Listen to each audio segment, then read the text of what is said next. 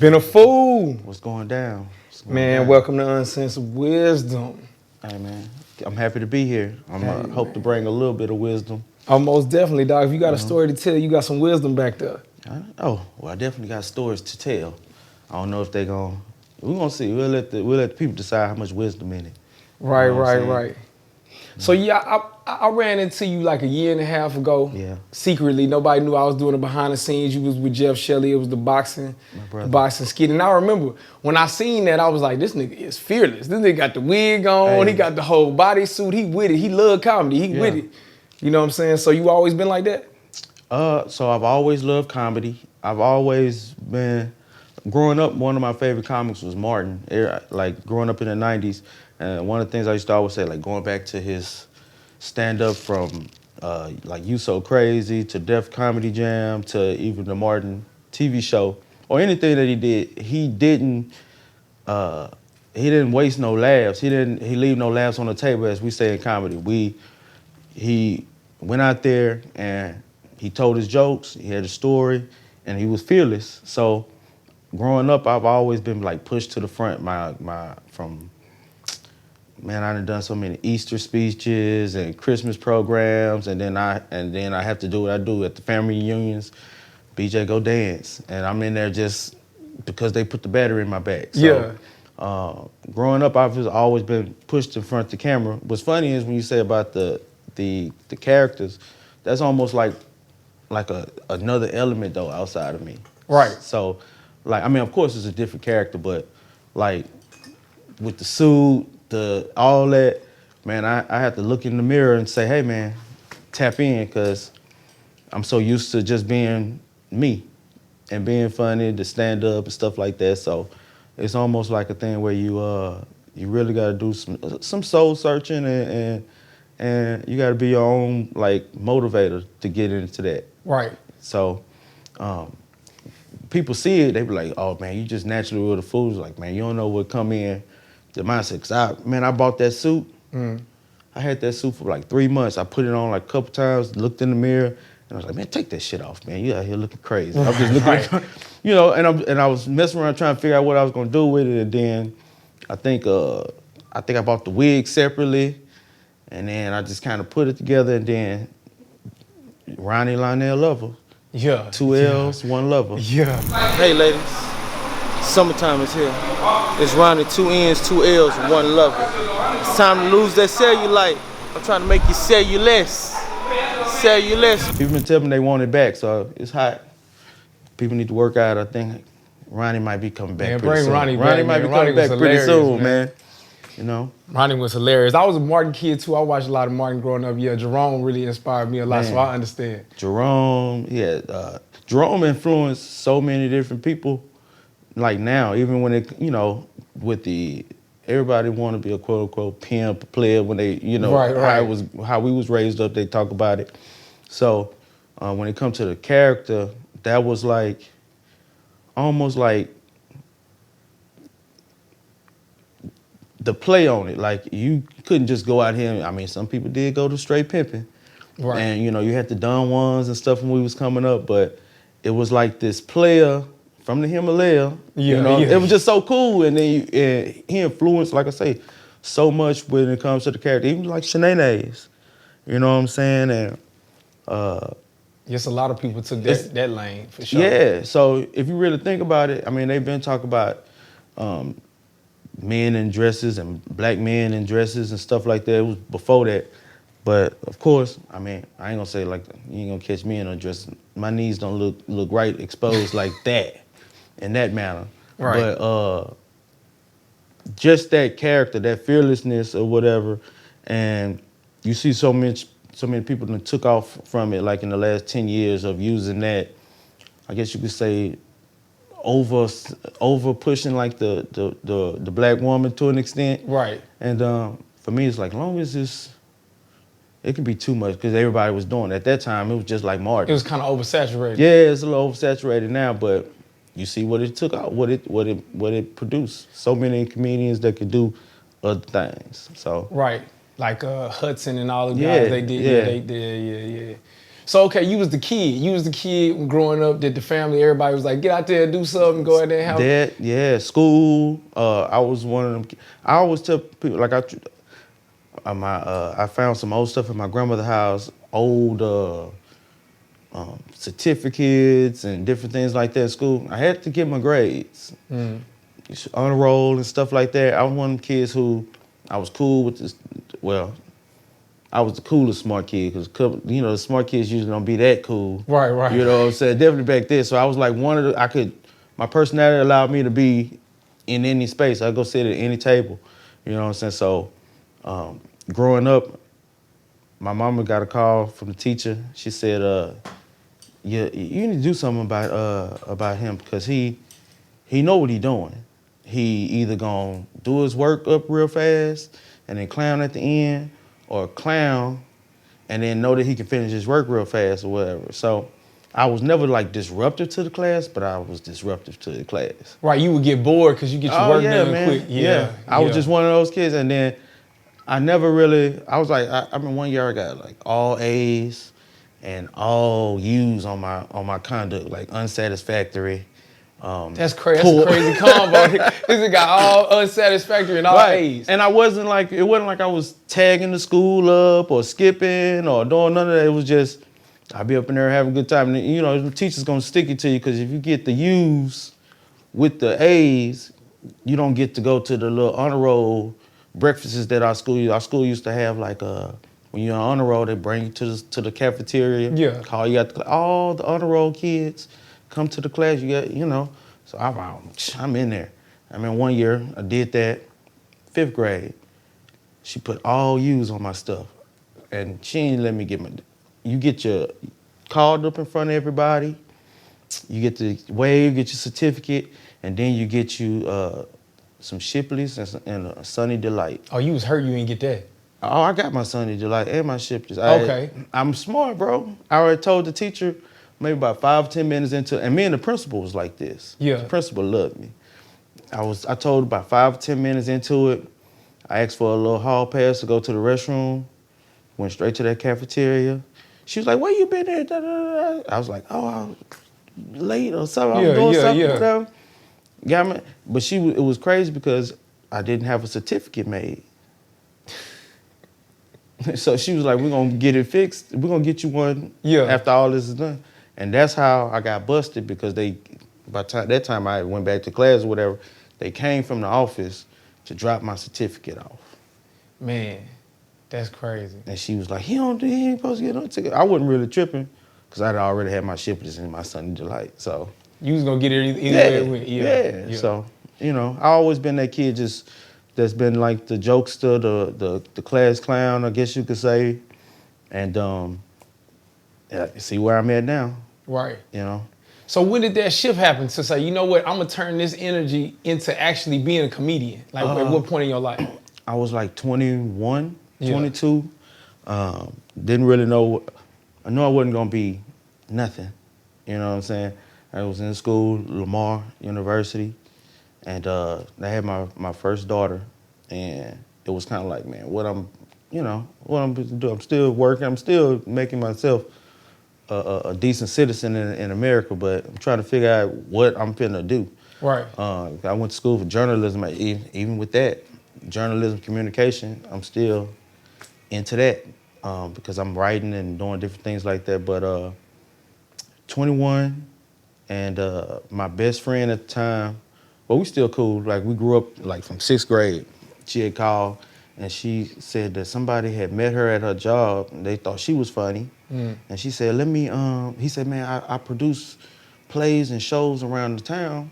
Yeah, come get on the show. Right. She was nervous.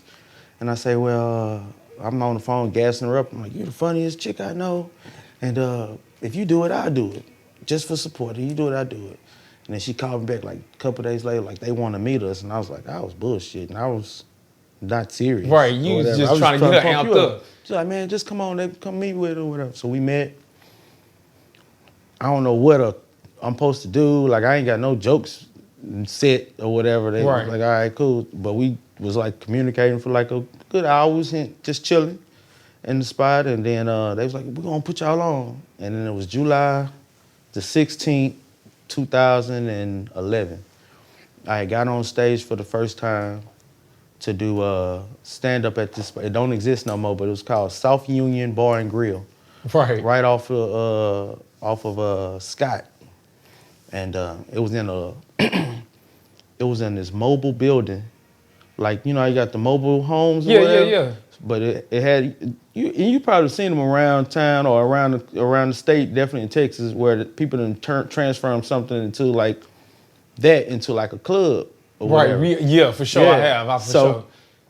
It's on the little bricks. They got some little steps to walk in. You walk inside there, and they got like a little bar set up. They got the mics and everything like that. Little tables for people to sit in. Yeah. So I was like, okay. I ain't know. I was like, first time doing comedy. I did 10 minutes, and I ain't gonna lie. I'm still kind of trying to find that feeling that I had the first time I did it. Because I got off, I was like, the initial high that you got from that. Yeah. It's almost like how, I think that's how they say drugs. Like, you know, that first time, and I can't even remember everything I said, the reaction, everything I did. I know it was a good reaction, and because we kept on going and people kept supporting, and I was just like, man, this is what I want to do. Because I've always been, like I say, a fan of comedy, a fan of laughter, and I've always been one to see the funny in everything. So I was like, I think I found it, because ain't nothing ever made me feel like this. So from there, I did a couple shows after that. My second time doing comedy, I did 30 minutes. And then the next time I did 30 minutes. So like I say, speaking in front of people, that's not one of the things that's one of the things a lot of people, when they do comedy, they'll say they have a problem with. I never had a problem with speaking in front of people. Right. And then I was on BET when I was 15, on BET News, had my little 15 seconds of fame, 10 seconds of fame. Yeah. Doing this stuff, speaking at different places. So that was the easy part. It was just about how I'm gonna formulate my thoughts and give them to the people, because I always felt that anything I'm gonna say, if I want it to be funny, it's gonna be funny. Sometimes it don't try to be funny, it'll be funny. Right. So I was like, I wasn't worried about that. It was just figuring out the art of comedy. But from there, I was just coming up with material. It was like, all right, 30 minutes here. They say do 30. Then the third time I did 30 again. And then like maybe 4 or 5 times, and they were sporadic though. It was like I do a show in July, then did another one in October. Then I did another one in November. Then we did one for New Year's Eve. And it was like the 5th go round, the guys had booked these 2 guys named Kenise and Mickey. Some of the best comics. We got some great comics in the state. But Kenise and Mickey, they was newcomers. They went out recruiting just like they found us. And they was supposed to be opening up for me. I'm headlining they show now. About 6 shows in. They brought them dudes up.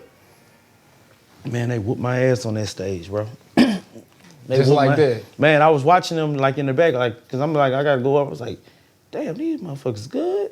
Like, they funny. They had it together. Right, and they was young. Like they was like maybe some months before me or whatever. But it was like, damn, okay.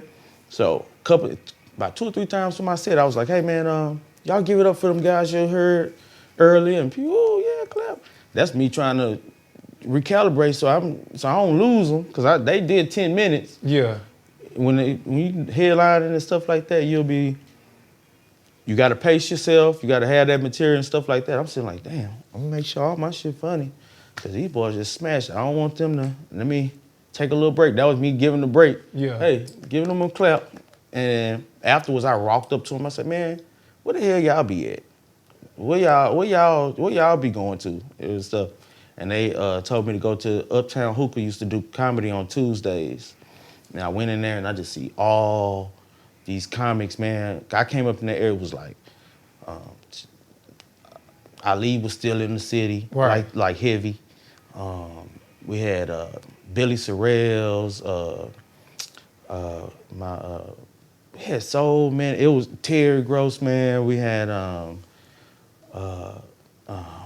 Eddie B. You know, to me, you know what stand out that's important about that? When you seen how dope they was, you asked them where y'all be at. Yeah, that was my because first somebody else question. might got intimidated Man, or something. where y'all be at, bro? Well, it's like when you hoop at this court and you the king of this court and then some cats come on, you ain't got no choice but to go where they at. I mean, unless you're gonna be a big fish in a small pond. Right. You know what I'm saying?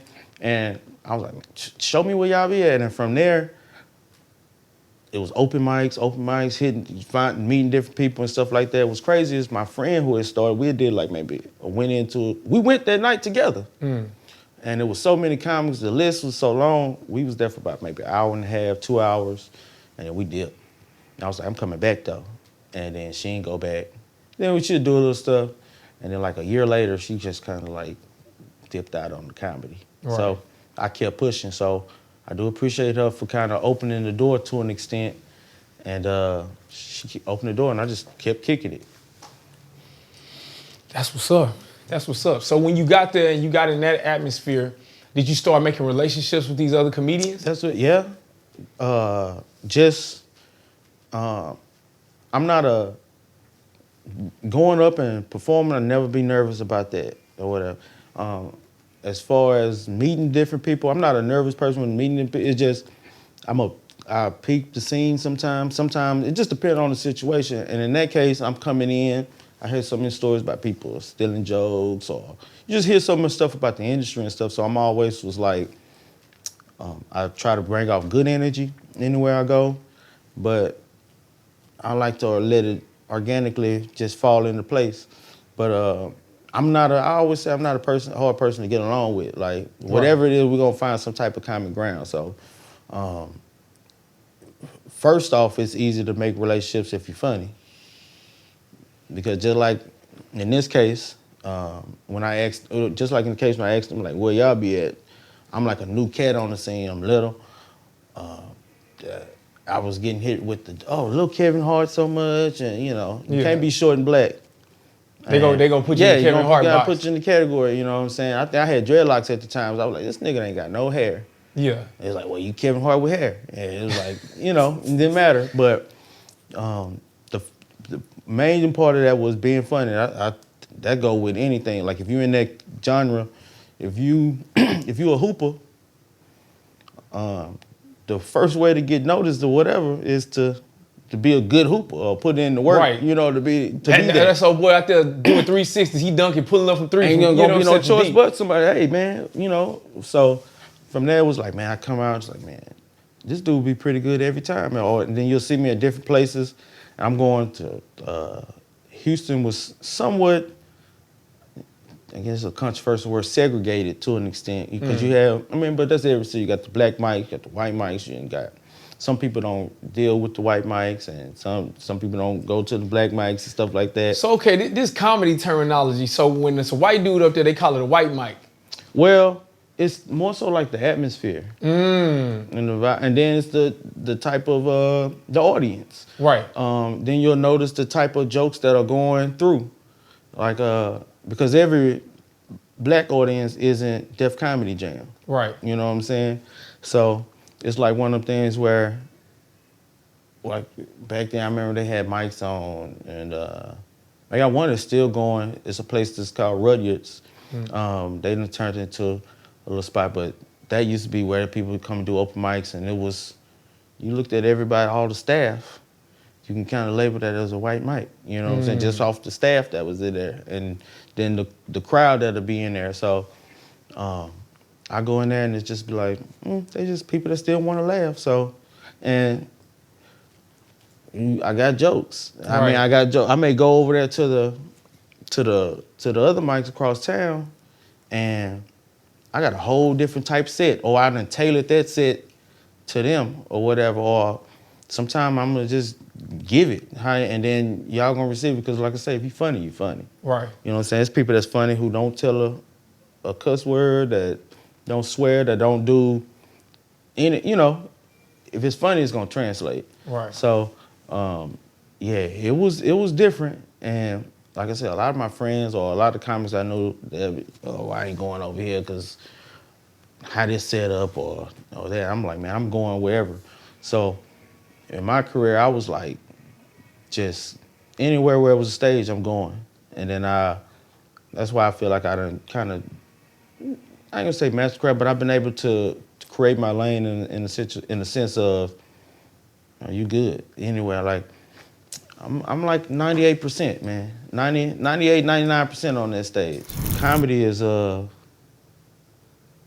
it's a funny thing, man. Some people feel like they that they are like they deserve the laughs. Like you, just because, you know, they may have seen you somewhere or credit that you got.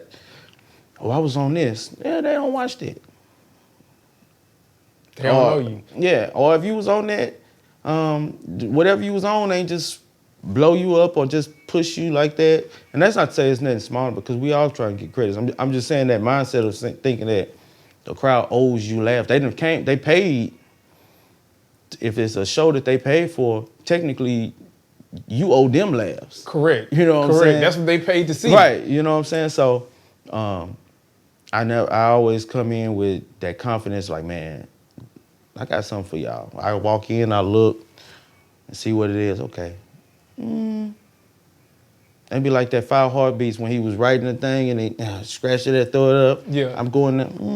I'm gonna dish that. I'm gonna go with this tonight. So when you go in, you read a crowd and you'll change the jokes before you go on stage. I can. I like to challenge myself. Like if I got shows back to back, if I got an 8 o'clock and a 10 o'clock, there's a good chance that they're gonna be different sets. Oh Lord. There's a good chance they're gonna be different sets. Yeah. Just so because it's a challenge for one. It's a challenge that stage is a challenge, period. It's a challenge to go up there and do the same set in front of new people and try to maximize that audience just like you did the first one. Yeah. So a lot of people ain't got enough jokes to do a brand new set Right. again or right back to back. You know what I'm saying? But that's part of the game for me. If you had to break a percentage down and say how much of it is just like off the top spontaneous and how much of it is written while you in the moment, what would you say? Dang. It's hard to say. Cause it's spontaneous though. It just depends, cause like I'll have jokes and some jokes, and you know, just jokes like insects, they got legs. So I may start off with this joke that I have that I know that's a banger, that's gonna hit. And then from there, if I was at improv on Sunday and you seen it, I told that joke, I may have went this route with it. But now I'm over here and it made me think about something else, or somebody just did something, and then it made me spark another joke that I've been working on or that I have that just sitting like, hey, that connects to that, tie that in and throw that out there. Because I may write, it's jokes that I come up with or that a person can come up with that you wrote 2 years ago. That don't mean it's finished. It may be finished in that sense, but like I said, have legs. So I done wrote a joke and I say, oh shit, I could put that in with when I use that. And then some jokes you may write that they might be almost like crowd in the sense of where I only start off with the beginning of it, and then I'm gonna just see where it go after that. Right. You testing the crowd. Yeah. In real time. Yeah. I mean, cause since like when I was talking about when I first started off, hitting the mics all the time, we was going to mics like, man. They used to say that the weekend is for paid comics. That's what they tell you, when you coming up. So the weekday is the practice. That's what practice. When you may see some of the OGs out and they working on some stuff maybe or whatever, but then when that weekend coming, ain't gonna be too many open mics on the weekend, because that's where people go out, they paying, and that's where the money get made. That's what they say. Nowadays you get paid, and then always they've had shows, Tuesday night shows, Monday night shows, but that's that mindset, like you work during the week, work out, and then you work during on the weekend. Everybody want to be a weekend performer anyways. Right. So we was going to mics like, I get off work by 4, I'll be out in the streets by 7:30. Hit that mic at 8, try to get out of there. another mic at 10. Cross town room, drive it. Then they got one that's just drove cross town to this one. Then they got another one cross the street that started like 12. Then you do that one, get home by 2, get back up, go to work, clock in 7, do that again the next day. It was like hitting like 3-4 mics, 3-4 times a week. And it was just, you young, what else you got to do? It's crazy how much time, like in my 30s now, you realize like, bro, how did I have so much time in the day? It's like we had like 32 hours the way we was moving around and still been able to do stuff. But now, I don't, kids getting older, life, actually getting booked to do shows and people expecting like polished and good material. You have to find different ways to work out. Some days you do get to go out to certain spots and open mic and work on stuff. But I think like I said, I don't use the term master, but I found I'm a fan of comic first. Right. So if it ain't funny to me, I don't feel like it's gonna be funny to y'all. That's off the rip. But I find different ways to work on my material outside of the stage. And when I do go on stage, that's why I say like 99%. I'm a 99%er because I can be joking, I can be sitting there sleeping. My guys tell me, that boy Ben, he'll nap. He'll take his nap. Yeah. Hey man, you next. Yeah. All right. Let's go. Straight to it. Because that's my show and that's my practice. You know what I'm saying? They say practice how you play.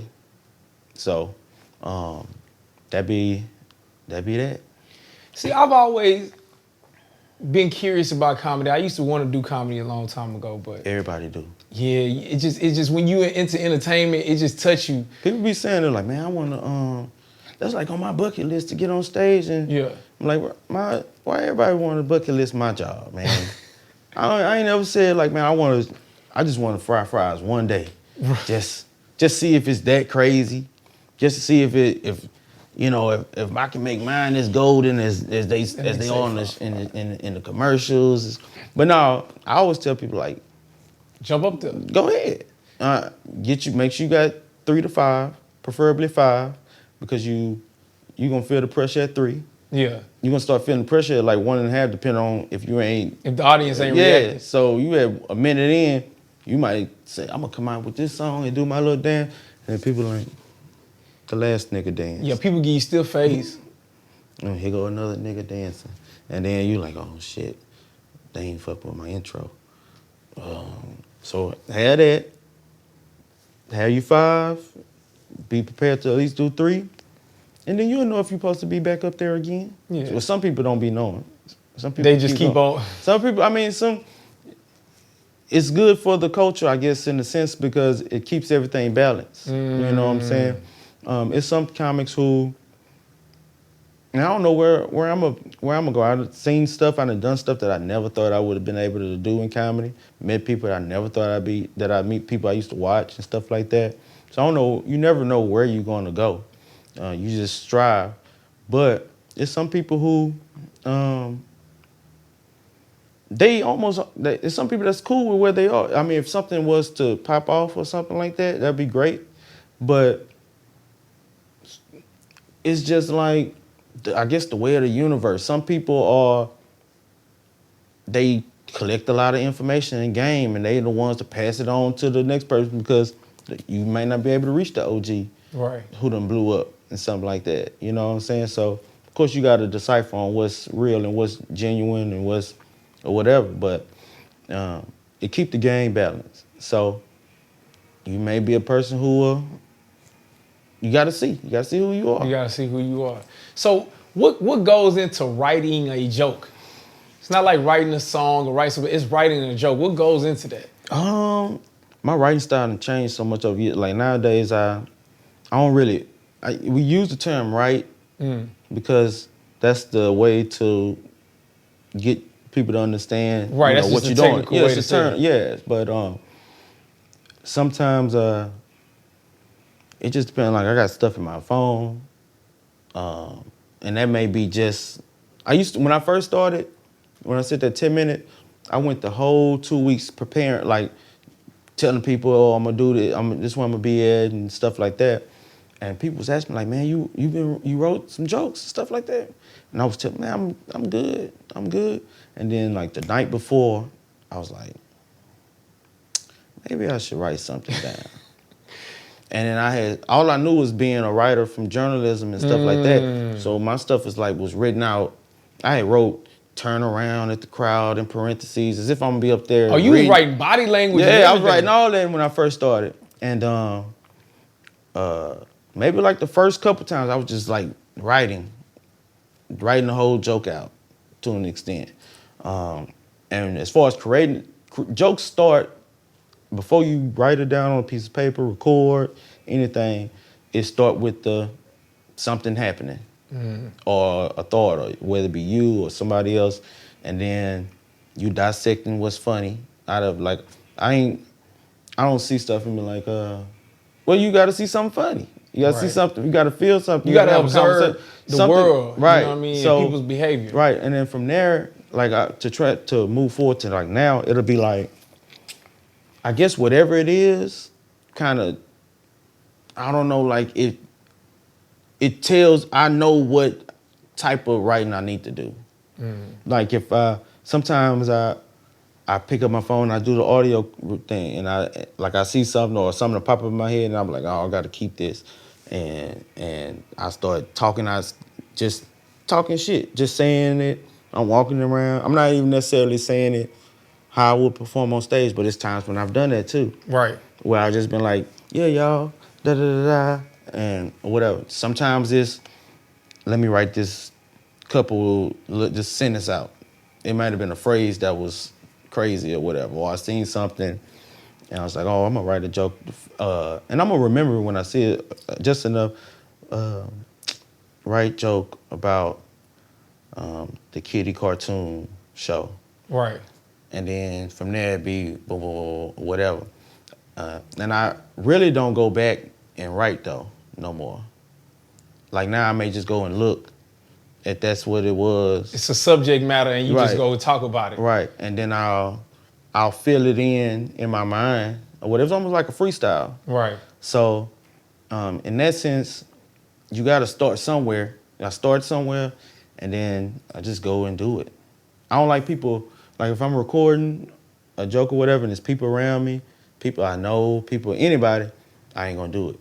I'm gonna put it down. It's like I don't want nobody to hear it. Yeah. Right. So you don't test jokes out on people that you know? Not on purpose. Okay. You might get a joke from talking to somebody. Right. And then, oh, you over here working on material, huh? I was like, no. It just happened. It just happened or whatever. Like, and because man, it's so much funny stuff it's so much funny and stuff. It's so much stuff that, you know, instead of looking at it in a negative sense, from death to debt to relationships or whatever, like you lost your woman and she took everything and it's somewhere in there. So that's a dope segue because they always say comedians have a different alternate side to them. So you have to take things that are sometimes negative and see the positive in them. Where do you think that comes from in you? Probably growing up. Yeah. And just like I grew up in the hood. I grew up in Sunnyside. I grew up in out in the South Part. I have my people up in Milwaukee. You spend time up there. My people from Louisiana, and I name all these different places because it's not like lavish situations or whatever. Right. But I got so many different people that came in my family that came up through the mud, like, and lawyers and one of my cousins, Five Jammers, Mishaw, shout out Larry Mishaw. They do stuff. My grandmother worked in the TSU. I'd be all up at TSU when I was a kid with my auntie and my grandmother in the offices with the president up there. So you've seen a lot of different stuff. I've seen a lot of different stuff. So I can remember eating noodles, but then I can remember being going crazy at Astro World and having the new shoes and stuff like that. My family always showed me. They didn't show me. I mean, I would see the hard stuff, but they made a good job. They did a good job of showing me, and making me appreciate what I had, the things that we had, knowing that wherever you are, this ain't where you gonna be at. Right. All you got to do is just keep the bright. Like I said, I've seen negative and positive. Right. So I've just not want to dwell on the negative. So ain't no choice but to focus on the other stuff. Because that's in life, it's a negative and positive anything. You get a deal, and dude gonna give you $5 million for a couple minutes to speak. So be like, oh, Ben, you gonna do a special for that much? Yeah. The whole thing ain't just catered to me though. That $5 million is like, oh, that sounds good, but you don't know was layered in that contract, or certain things I may not be able to do, or I may not even be able to own. That, you know, you got to work that thing out. Right. So you don't know the stipulations that come along with it. Right, and it's always gonna be stipulations to everything. So it's a good side and bad side to everything. So I choose to focus on the positive, and even taking the negative, it ain't that bad. It's really not. It could have been.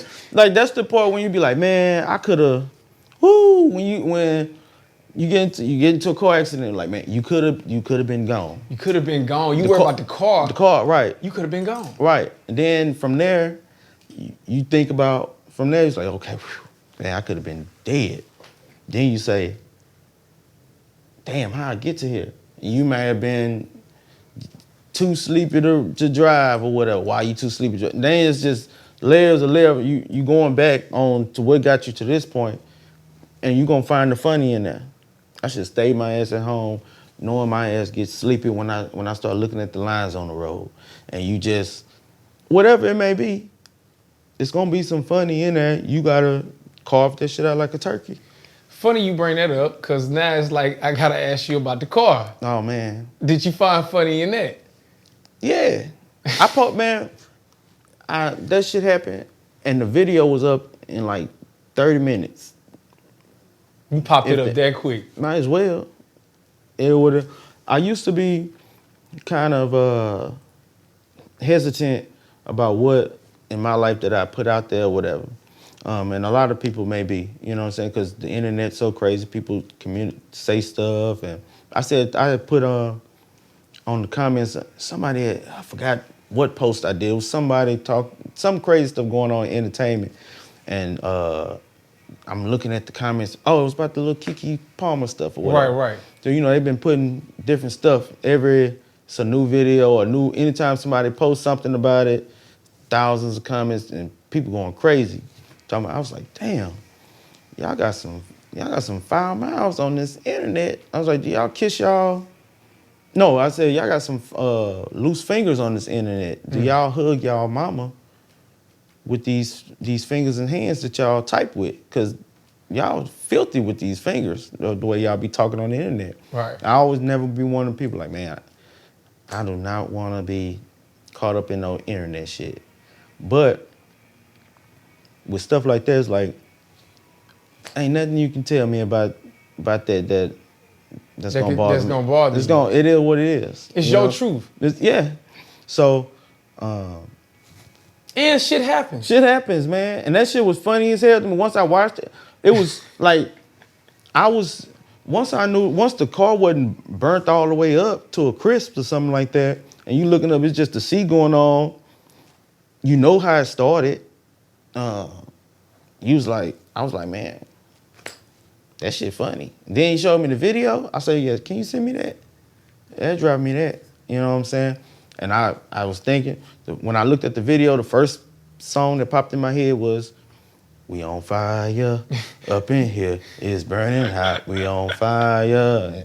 I ain't talked to nobody about it. I was just like, put it up. Yeah. And then people was like, what the hell? I know what that said. Yeah, it's gonna be related. Man, that shit happened to me. I see people, man, that shit happened to me before how it happened. So you asked me about it. Yeah. Let me get it back. So I just went in and started talking about it, but I had a little loose string or whatever on the hat, and I used my lighter. I ain't had no scissors, so I used the lighter to kind of burn it off. And the lighter was faulty, meaning, y'all who know, I suggest to everybody, if your lighter is broke, don't be cheap. Just go get you another lighter, $2 or whatever like that. And don't use those cheap little lighters, the ones that's for $1. I mean, you can get them, but just know you got to be careful with them because ain't nobody sitting there breaking their lighters. But them things, they break off easily. Right. Tossing them around. Woo. Used that, burnt it off, sat it down. Went in the store, minute later, old school, man, your car on fire. I said, what? I'm running. I think my car was still left inside the you was running for that too. Yeah, I said, I ain't had that much money on there, so I wasn't tripping. So I ran back out. I said, oh shit. I said, man, and in the video, you watch the video on my page, you can't hear the audio. The little store manager, the guy at the register, he talking about move the car. And then you see me kind of like, man, and I'm telling him, how the hell I'm supposed to move the motherfucking car? It's on fire. How I'm supposed to move the car? Then old school come with the fire extinguisher.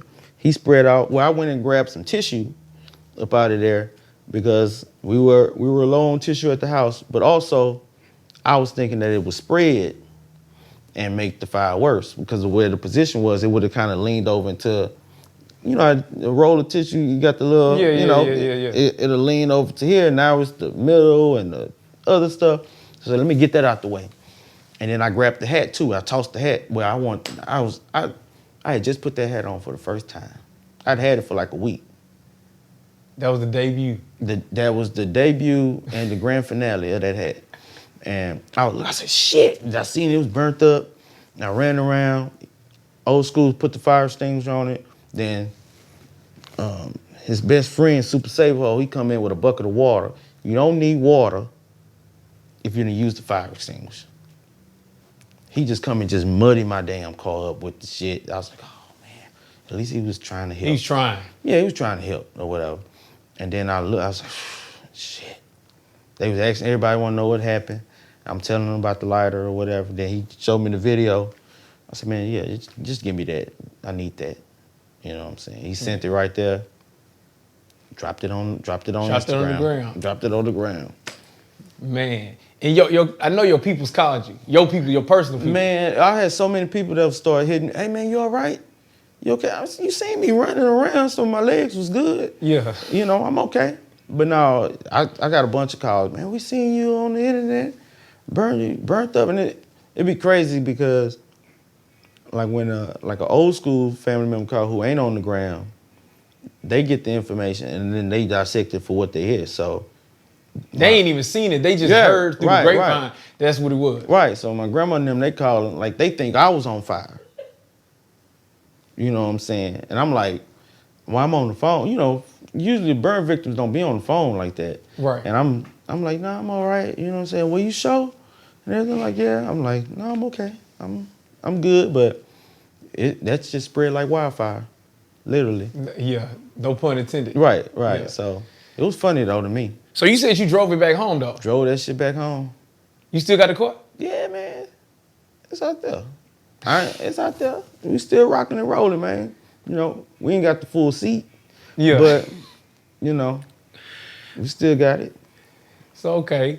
Now, recently, I've been seeing a lot come up on your timeline with you being on the nightcap. Shout out to Fox 26, the nightcap. You know what I'm saying? Catch me, I'm on Fox Soul if you ain't seen none of the episodes. It's on YouTube, but I like to say that catch me on Fox Soul. Right. So, how that situation come about?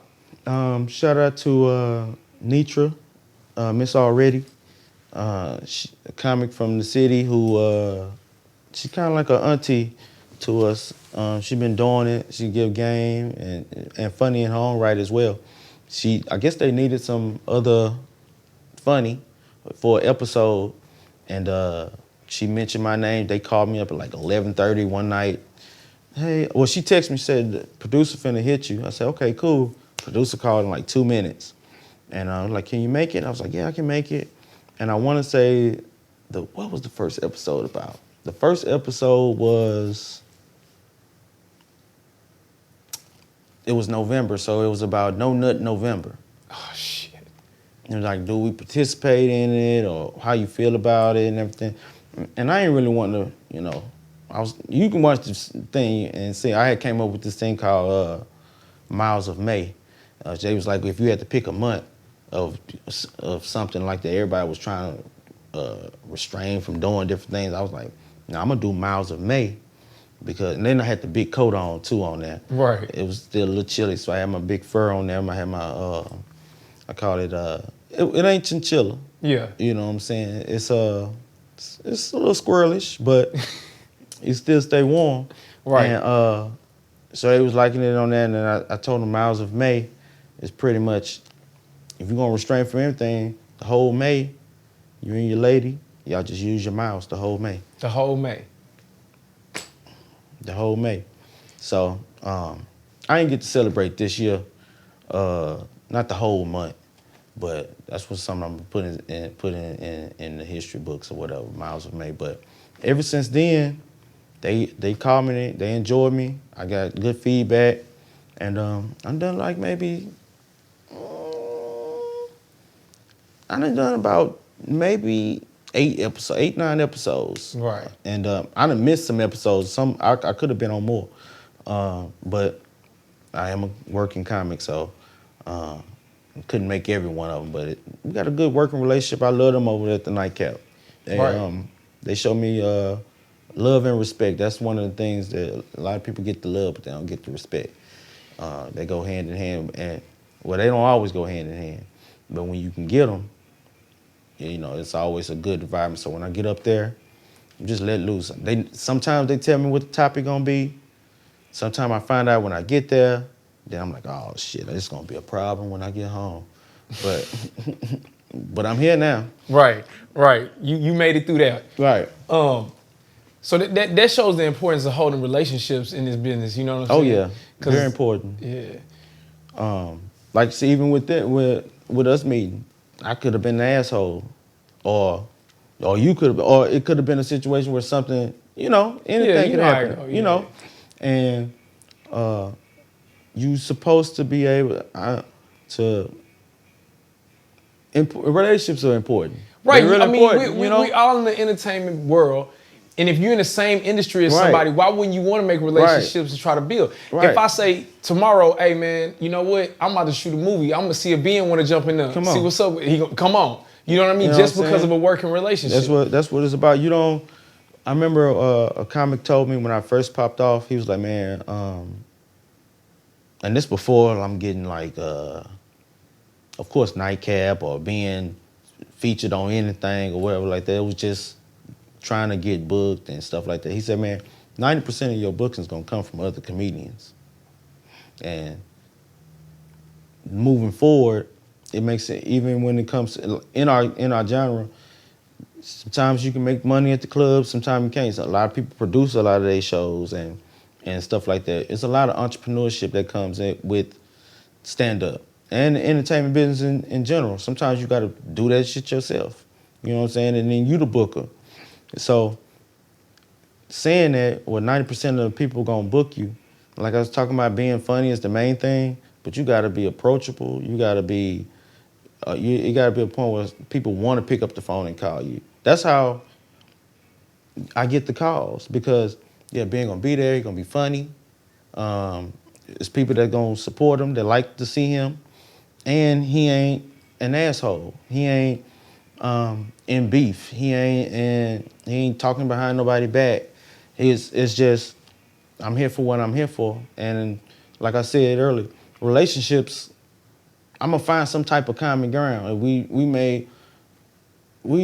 could, that back room, the green room in the comedies and stuff like that, be all type of shit that be on. People like, y'all just be sitting up there talking about comedy. Sometimes we just be talk about what just went on today, or sports, or what, right? You know what I'm saying? Like, you know what I mean? So being able to be versed in in life.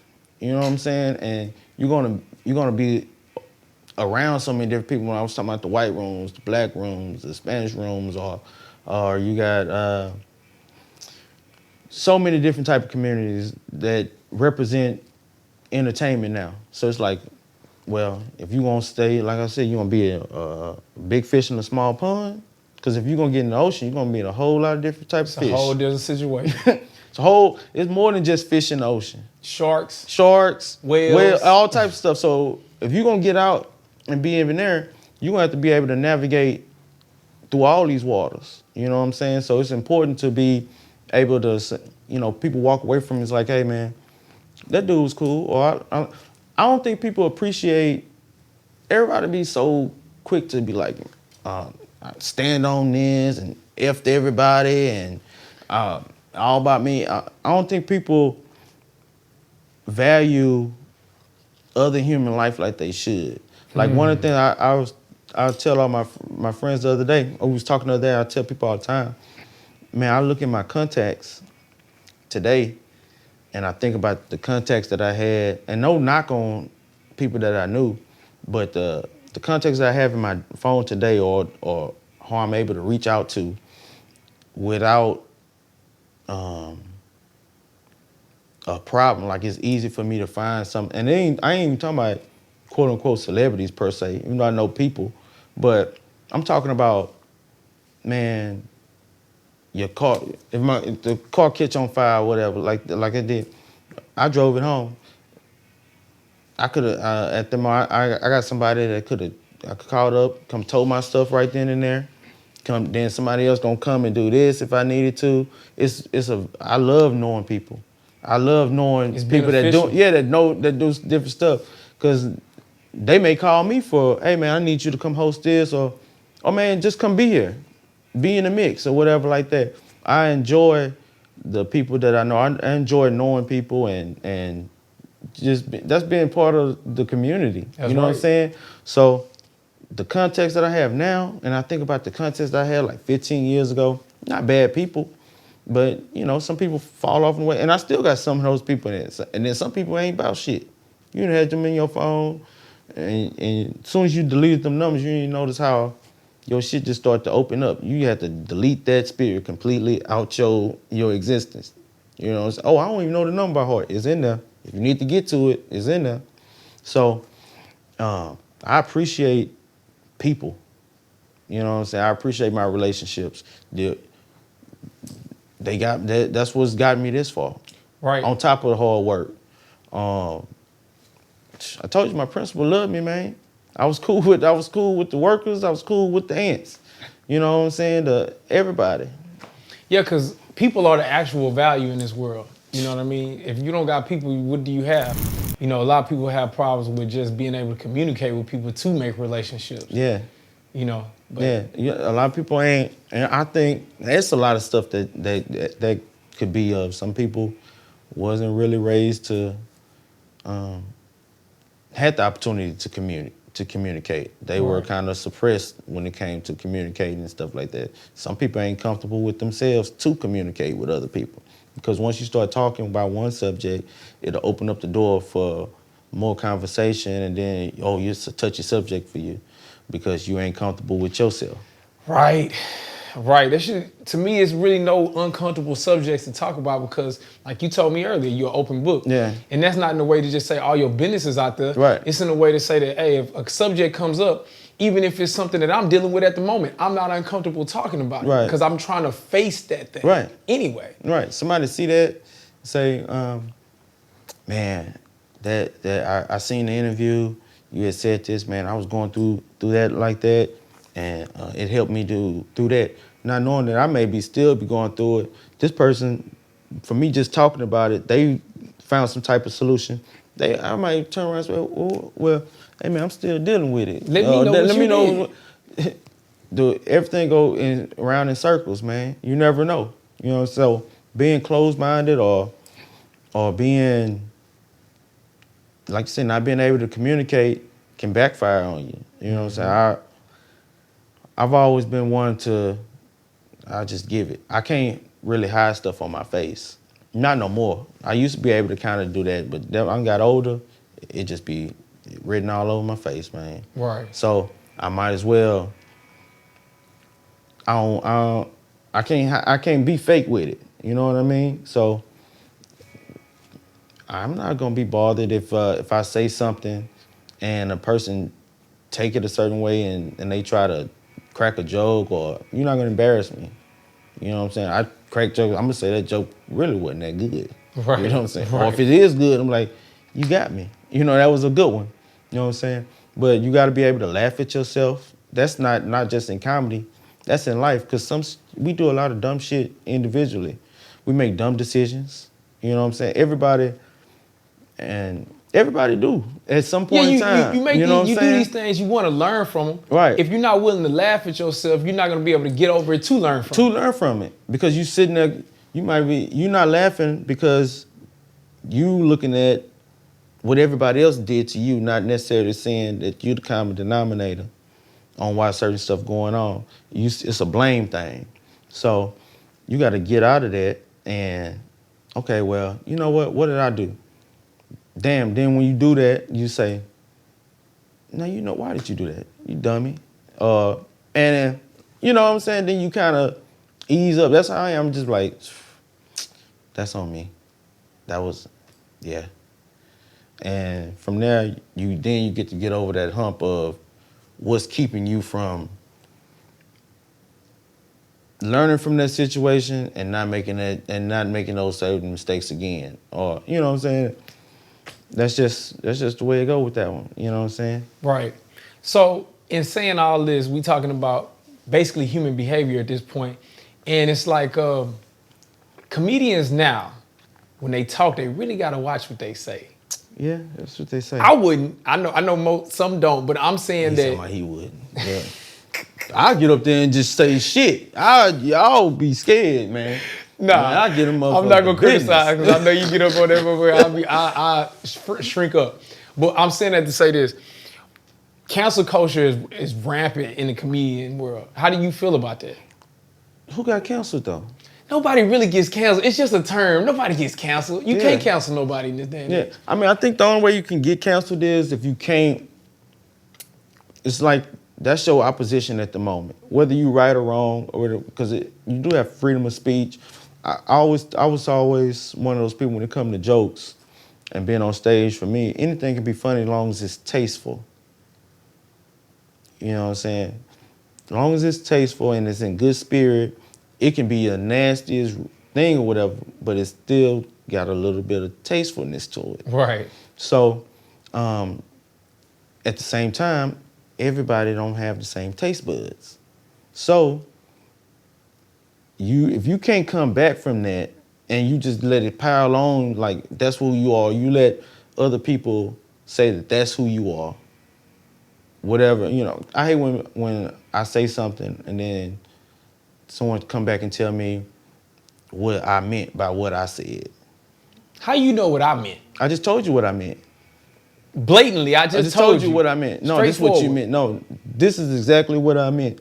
You don't even, the words that I just used weren't even big enough that you need to go and find smaller words for them. Those was, I told you in the layman's as terms that I could give you.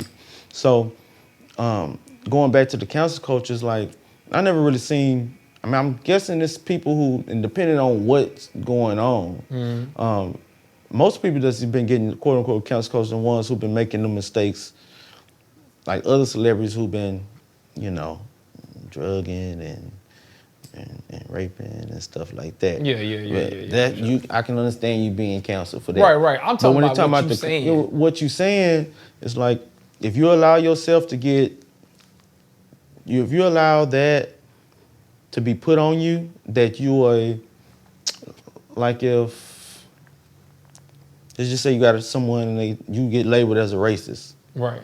By something you said or whatever. And now, on top of your history can help or hurt you as well, but let's just say you get labeled as a racist or whatever, and you just let that get piled on and you allow yourself to get ate up by the internet, and that don't mean you got to go out and say something right then and there or respond. You do it, for one, you got to be confident in yourself to say, hey, what you saying is not the truth. It ain't the end all be all. That's for one. I can't be counseled because if I do, that's like that's like a crime. That's falsely accusing. Right. You know what I'm saying? So, like a person said that I'm not going to jail for a crime that I didn't commit. I'm not going down for a statement that was taken out of context. You know what I'm saying? So, like I said, your history and your actions do play a part in your quote unquote cancellation. So, I try to think of, like, I can't get canceled. I got the receipt.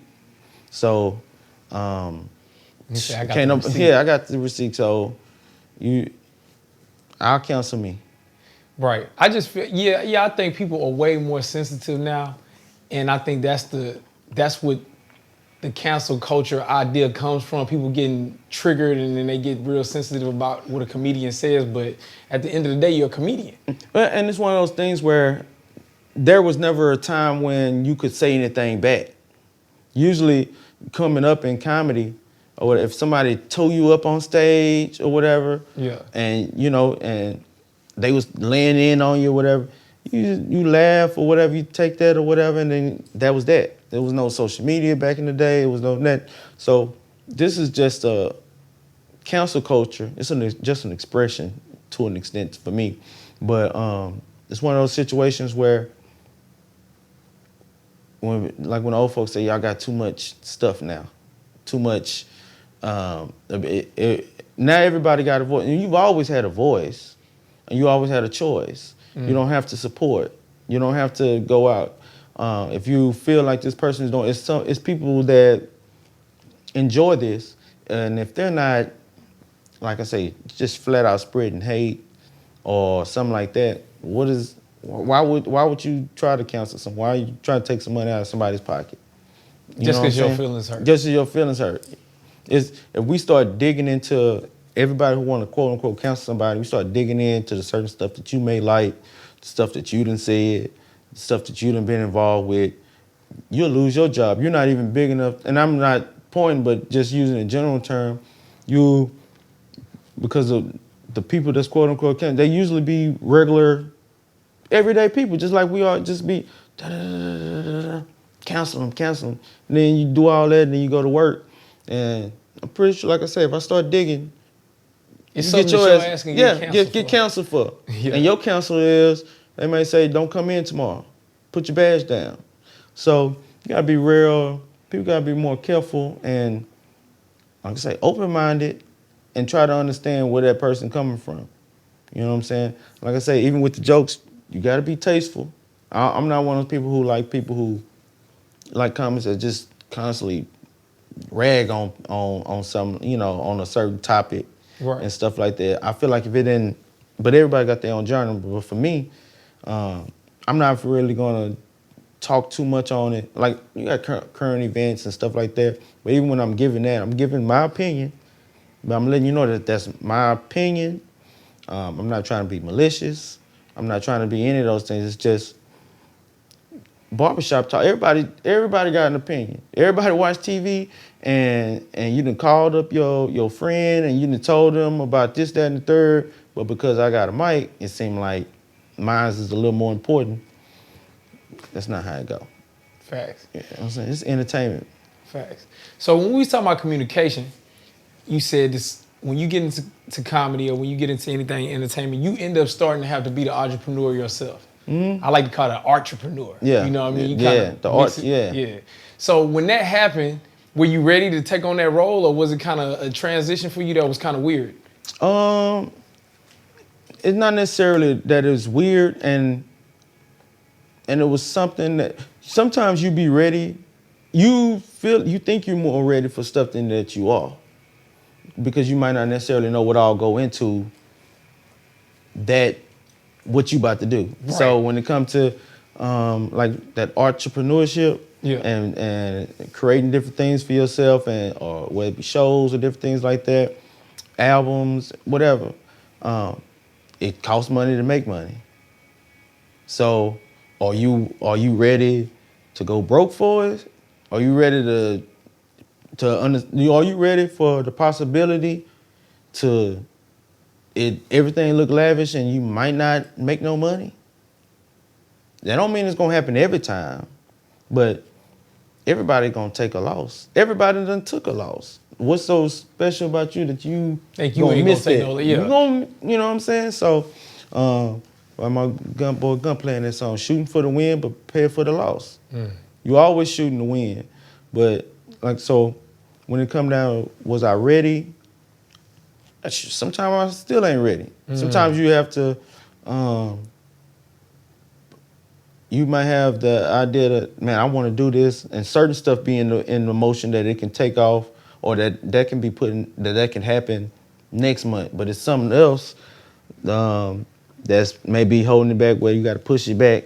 That you got to be real with yourself and say, okay, well, either I'm a, put in the hard work to get however the situation may be. You got to work, because everything don't always line up for at the right time. Right. So that's things that, like I say, growing and being, the expression, you can run down and F one of them, you walk down and fuck them all. You know what I'm saying? I use that when it comes to business as well. Sometimes you got to take care of this, handle this, then it puts you in a position to do other things, or you know what I'm saying. So it's a real, because everybody got big dreams, and like, oh, when I do it, you hear people, man, if I had my mic, I run it like this, and then if I had my stuff, I do it like that, and then when you get it, it's like, oh, I see. They get to see it for real. They get to feel it and understand what you deal with on the regular. Right, and it's all a learning thing. So I prepare myself more and more every chance I get. Every time I'm involved with something, every time I'm booked on the show, and I get to see the ins and outs, because as you grow as an artist, like certain conversations you have, some people just take the booking. Now it's like, and that's because I was like, I need the time, I need to stay, and they, oh, yeah, come over and get this little $50 to come do some time, whoop, and that only cover the gas, and then you bought you a drink up there, and but I was there for, it wasn't even really about the change. It was about the workout or something like that. So it was the learning process. It's a learning process. So now I look up now, and I'm involved in more conversations, or I get to see certain more stuff. I'm involved around people, or I'm around people who making certain decisions. So then you get to learn more. So it helps you with what you're trying to do. One of the things that a lot of, when we was talking about, well, one of the things now what I'll say is, a lot of people go in with this mind, and it's cool to know, but don't be so quick to not listen. Sometimes you gotta sit back and play it in the cut and just be like, okay, listen to with your eyes and your ears. You know what I'm saying? So I like going back to when I was talking about enjoying people, and if you can be around people that's making moves, where successful people hang around successful people. Right. You know what I'm saying? If you're around people who don't really take care of themselves and handle money, you're gonna watch your money dwindle, because they're gonna always have something they're gonna instead of putting this money here, they're gonna say, man, let's go get a bottle, or just some whatever it may be. So it's the people that you surround yourself kind of helps you, catapult you into, because going back to, and I'm jumping, I know, but when I said the comic who said the comedian's gonna be the ones that book you or whatever, he was saying that, and he was a dude that booked. He was a comic who, of course, he was working and trying to get his stuff together, but he was already in position to book people, and he was booking when the clubs and stuff wasn't booking you. Right. You know what I'm saying? So I got to learn. I got to see his stuff be successful, and some not be so successful, but keep going. So all that play a part. The people that you're around, and listening and learning. So ain't nothing 100%, or you ain't always gonna get it right. But if you allow yourself to learn and be willing to say, hey man, like I said, I may take a L. You try to maximize everything that you do and limit those L's or whatever, but understand that they can and do happen. Right. You know? Right, you gotta be prepared to take the L. You can't just jump into things thinking that everything gonna go smooth all the time. And when it doesn't go smooth, get the lesson out of it instead of just beating yourself up or being upset about it. Right. You know, because the lessons will come. Right. They will come. Would you say that's gratifying about being a comedian when people come to you after a show or something and say, hey man, I felt that. Oh yeah. It hit. Is that more gratifying than actually getting the joke? Giving the joke out? Oh, I mean, well, it's just all of it. I mean, because sometimes I'll be on stage, I'll be on stage and I'm performing and I'm looking at faces. I can see the expressions, I can see all that, you know what I'm saying? I can hear. I was at the show, headlining a comedy club out in Killeen, and the women's on stage, right on the side of the stage in the front row, and they had said something, and I said, and I commented on it. And they said, oh girl, he heard me. I said, I got daddy ears. I hear that. You hear from the other room. I heard that. Yeah. You know what I'm saying? I said, y'all up here, I'm gonna hear all that. You know what I'm saying? So, but it is gratifying when people go out their way, because like I said, you paid their money to laugh, and they did that. And then they could just leave. I got what I paid for. But when they go out their way to come and let you know that, hey man, you either touch me or you, and not cancel touch you, but you touch me in the physical, in the non-physical sense, spiritually or emotionally, or you really just cracked me up, man. I was over here in tears. Like, yeah, that feels different. You know what I'm saying? Or somebody just tagged me online or something and said, man, me and my girlfriend been walking around the house saying your joke, bro. Quoting some of your stuff you said. They had just seen me at a spot a couple weeks ago, and I think I wasn't even supposed to be there. I think I got asked last minute to come in, so they wasn't even expecting me. You know what I'm saying? Or it's a gratifying thing. Or you get a tag and somebody done tagged you in something that was based off of it just, when people thinking about you and it's your art, it's a gratifying feeling. Gratifying feeling, yeah. So I love it. Like I said, I embrace all that. I embrace people to come in and say something to me. You know what I'm saying? I'm not standoffish and stuff like that. Just don't come and try to tell me how to do it. Right. You know. Right. Let you handle that part. Hey man, you know, at that point when you had segue in here, what you should have did was like, okay, all right. Yeah, that one, I've been there before. I've heard that type of shit a lot, especially with shooting video. People will be like, oh, well, you should do it like X, Y, and Z and Z, Y, and X. I'm like, okay. All right, well, here you go. Go ahead and try it. All right, I'm gonna do that one. I'm gonna do that on the last one. So look, this Uncensored Wisdom, and I always tell everybody the same thing. Mm-hmm. It's like your grandpa to sit on the porch. Mm-hmm. He gonna give it to you raw. It's gonna be wisdom. My grandpa ain't never had no couch this nice on the porch. This ain't no outside furniture here. Facts. But he give it to you raw and uncut, and that's uncensored wisdom. Right. So for any comedian that's trying to come up and they might be doubting themselves, they might not be ready to jump off the porch and get out there, what type of uncensored wisdom do you have to give them? Quit and go back to school and get out the way. No.